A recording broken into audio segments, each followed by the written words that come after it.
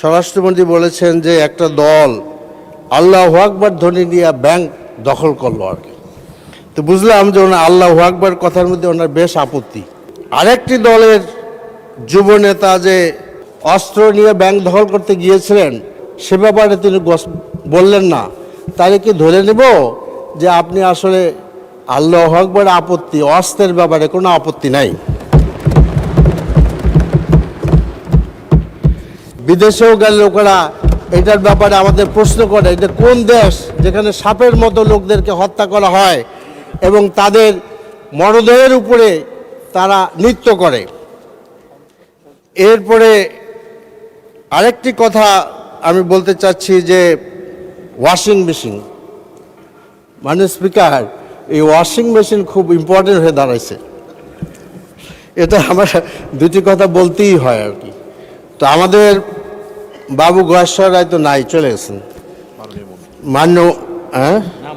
না, উনি মন্ত্রী না, মন্ত্রী হইতেও পারে, মাননীয় সংসদ সদস্য বাবু গয়েশ্বর রায়।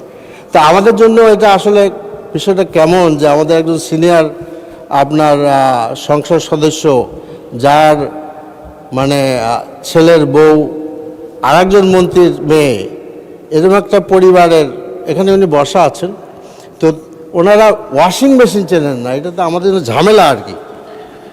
তো এটা কি করা যায়, আপনি একটা ফয়সলা করেন আর কি। আর একটা কথা বলতে চাচ্ছি যে আসলে এটা নিয়ে এত আলোচনা কেন হচ্ছে। এখানে আমাদের মাননীয় চিফ হুইপ সাহেব আছেন। আমাদের যখন হাউস কমিটিতে আলোচনা হয় তখন এই সমস্ত বাসায় কি দেওয়া হবে আমাদের মাননীয় এমপি সাহেবদের, সেগুলো ওখানে ঠিক হয়েছে।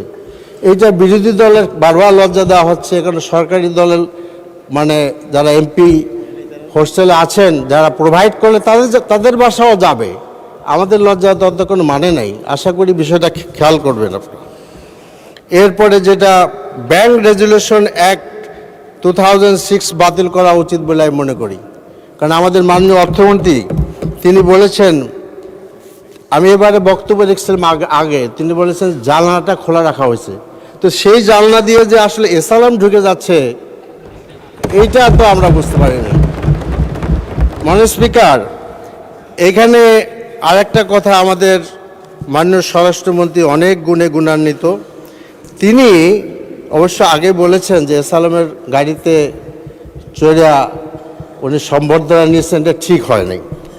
কিন্তু এই যে চিটাগাঙে এসালামের দামি দামি গাড়িগুলা বিএনপির লোকেরা রক্ষা করতে যে বহিষ্কার হইল সে কথা উনি বলেন নাই আর। মানে স্পিকার, উনি আবার বলেছেন, আমাদের মাননীয় স্বরাষ্ট্রমন্ত্রী বলেছেন যে একটা দল আল্লাহু আকবার ধ্বনি নিয়ে ব্যাংক দখল করলো আর কি।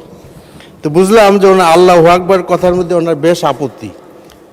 কিন্তু আরেকটি দলের যুব নেতা যে সশস্ত্র অস্ত্র নিয়ে ব্যাংক দখল করতে গিয়েছিলেন, তার সচিত্র আপনার প্রতিবেদন পত্রিকা ছাপা হয়েছিল, সে ব্যাপারে তিনি বললেন না, তাহলে কি ধরে নেব যে আপনি আসলে আল্লাহু আকবার আপত্তি, অস্ত্রের ব্যাপারে কোনো আপত্তি নাই?